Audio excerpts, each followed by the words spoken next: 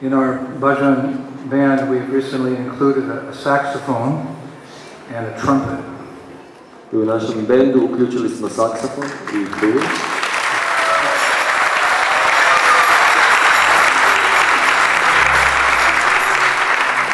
النهاردة أنا في حفلة يوجا هي الموسيقى. يوجا is music اللي بينظمها اتباع الكرشنا، وطبعا هي خليط من الموسيقى والغنى والرقص والوعظ. الأنظار كلها متعلقة باندراديومنا سوامي، الراهب المرتحل الأمريكي اللي ساب الولايات المتحدة الأمريكية سنة 72 في طريقه لأوروبا، وقدر يساعد في فتح أول مركز لدين الكرشنا في فرنسا. سنة 79 قرر يوهب حياته لنشر رسالة الكرشنا.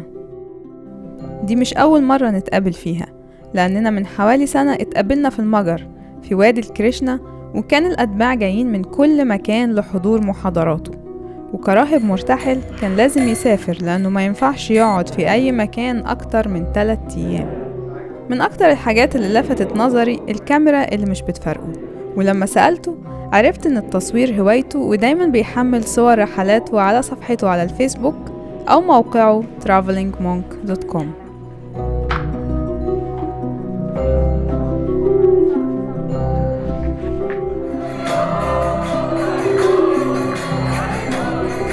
النهاردة أنا مهتمة أعرف الحكاية اللي خلت من طفل أمريكي يوصل لكونه جورو أو معلم لأتباع ومريدين لدين أصوله هندية. واتقابلنا لتاني مرة أثناء استعداده للحفلة، ورجعت معاه بالذاكرة للطفل الأمريكي براين. Remember, we have a holiday in America called Thanksgiving. You know, celebrating when the Pilgrims came and found, America and stole it from the Indians. So they celebrate that by, killing and cooking turkeys in a huge way. So when I was about 9 years old, we were asked in school to write a report about Thanksgiving, how we perceive Thanksgiving as young children, like in a patriotic way, our country, and how our country was formed and how America is free and open for all people. But I was thinking, that this practice of killing so many birds, it just didn't sit with me right. So I wrote in my report about that. I said that I didn't feel it was right that we were celebrating by killing. And I got a picture, through a magazine. Those days we didn't have internet. I had a picture of a slaughterhouse, and I showed, the picture was quite gruesome. It was the front picture on my article. I said, it seems very pagan to me to be celebrating by, killing. And my teacher flunked me. In other words, when it came back, she gave me the worst grade possible. She said, this is not the American spirit. And I said, as a 9-year-old, we have in our American Constitution with liberty and freedom for all. I said, why doesn't that include the animals? They're also part of America. So she became very angry and phoned my parents. And my mother and father had to come to the school and talk that there's something wrong with me. And my father was very angry, but my mother was somewhat sympathetic. He's a young child, and children are sensitive to violence, so maybe he sees something like that. So she gave me an average grade. But for Thanksgiving, I refused to eat the turkey, and both my parents became angry because we had our grandparents there. They sent me to bed without dinner. And it wasn't long after that, around when I was 12, I became vegetarian. And have you been mixing with the children, like you had friends, or you were a bit isolated? My friends were not so much interested like that. And I was always like reading philosophical books and trying to understand what life was, Greek philosophers, philosophers of our modern times and everything, but I was never really satisfied. And I wasn't so much into my schoolwork. I was more into philosophy and stuff like that. So, and I wasn't really interested in working. I was always thinking. So my father said one day, there's no place for you in this world. You're just an outcast. What I'm worried about you. What's going to become of you? What are you going to do in society? There's no people like you. You live in the past. You're romanticist. And then I eventually met the Krishna movement. I met my spiritual master. And then by hearing him speak from the Vedic scriptures of India, all my questions were answered. And not only that, but I found a lifestyle which was conducive to living those answers. And I became a devotee. And my father passed away before that, but eventually my mother said, she said, it just seems this was your path in life, We didn't know it back in the 50s. Because there was no yoga, no meditation, no vegetarianism, but you were before your times. But by the time you became a young adult, all these things became manifest in society, so she says, I can see that you were born to do this. But I get to know that you have been married and you have a child or a son. Before I became a devotee, I was married. So it means that you have been living away from the Krishna consciousness. I didn't join the youth. I joined when I was 21. I got a little distracted. I became a hippie. Because, I found in the hippie life, in the beginning, it was more pure, then it became something very strange. But in the beginning, it was an alternative to the materialistic values of modern society at that time. And there was a kind of a spirit of renunciation. But I became very disillusioned because it was just based on sex and a lot of drugs and, and it wasn't clean and there was no authority. So I abandoned it quite quickly. And then I became idealistic. I went through many things, many changes. I thought by serving my country, I could help my country and I could change the world. Particularly, I could help the spread of communism. Because I felt communism was atheistic and it didn't really have a philosophy that would make people better. So I joined the army.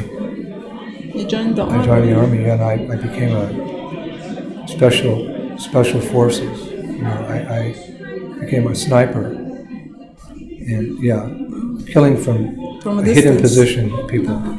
And underwater demolition. And, I was very... And you did kill? Well, no, what happened was that, I was kept back for special training. And my unit was sent to Vietnam. A platoon means 27 men. So we trained together for a year and a half. And I stayed back for some special training. Because sniper was, it wasn't also just... It was a psychological thing. You had to prepare yourself, killing people. Yes. So my unit shipped out, and then they went to Vietnam. We had a war in Vietnam with the Viet Cong, the North Vietnamese. And my unit landed, and they were sent into combat within 2 days, and they all died. They were ambushed by the Viet Cong, guerrilla warfare, and every person was killed. Every man. These were some of them were my high school friends. And others I became very close to, so it had a very profound effect on me. And I began questioning the war. I thought, maybe fighting is a useless endeavor. Maybe we could suppress communism and we could solve political problems in the world by diplomacy. So I started thinking, I don't want to be a soldier, I want to be a diplomat. I thought that was more a sensible way to fight. Because politics is fighting, friend and enemy. So I started getting all those ideas and I started speaking with the boys in my barrack and the commander of the camp where we were, he became very upset because I started preaching nonviolence and I was a trained, commando. So they put me in jail. Oh my God.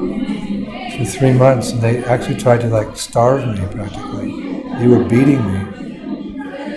There was no news, no media. I couldn't say anything, but I didn't break. I said, I don't think war is the way. And you can't get out of the army, it was obligatory? They said I was going to be there for 6 years in jail. But then I started preaching in jail. So what they did is they just took me out of the jail. They discharged me from the army. I got an honorable discharge. I said, if you give me a dishonorable discharge, I'm going to go to the media. We made a deal, but if you give me dishonorable, I won't say so much. Honorable. So they gave me honorable discharge, and I left. And I became involved in anti-war groups. But then I saw that was also, I didn't think that was also right, because I could see that sometimes violence was necessary. When there were bad people, you couldn't bring them down by just diplomacy. So I thought there was an element in violence. And sometimes it was necessary to protect the innocent people of society. Strong men had to protect innocent people. So then the anti-war people kicked me out. So I had nowhere to go. I'd been a student. I'd been Everywhere you go, you make problems. In religion, I made problems. In politics, I made problems. So I thought, what should I do? And I began looking for answers in other religions, spirituality. So I studied the Quran. I read the Quran 10 times. And then I read the Torah 10 times. And then I read the Lotus Sutras of Buddha 15 times. And then, I met a Hare Krishna devotee. And I wasn't very interested because I just couldn't see how a Westerner could really practice an Eastern tradition. But then I was curious, so then I thought I'd go to India. And on the way to India, I met my spiritual master, Prabhupada, the founder of the Hare Krishna movement. And everything he said made sense to me. الكرشنا في الغرب دين حديث ظهر في السبعينات، واندراديومنا سوامي تاريخه حافل بالمغامرة في أماكن مختلفة من العالم زي روسيا، نيبال، غابات الأمازون، في محاولة للتبشير بدين الكرشنا، وفي سفر مستمر لمدة 45 سنة. The rest is history, at least for me. I just stayed a devotee for 45 years now. But where is your son in all this? Yeah, well, my wife was not so interested. So we split up. And she was the one raising the... She raised the boy. The American way. Yeah. Eventually, she also became a Hare Krishna, but on her own, somewhere else. By that time, I'd accepted a vow of celibacy and monk. So marriage is not possible for me. So now she is a Hare Krishna, and your son. He became also Hare Krishna. He's 40 years old now. But after you were separated. It's very interesting how the path. She's a very good devotee of Krishna. Hare Krishna. دلوقتي هسيبكم مع لقطات من يوجا هي الموسيقى. ما تنسوش تعملوا لايك، شير، سبسكرايب لو مهتمين تعرفوا حاجات تانية فريدة أو شخصيات متفردة.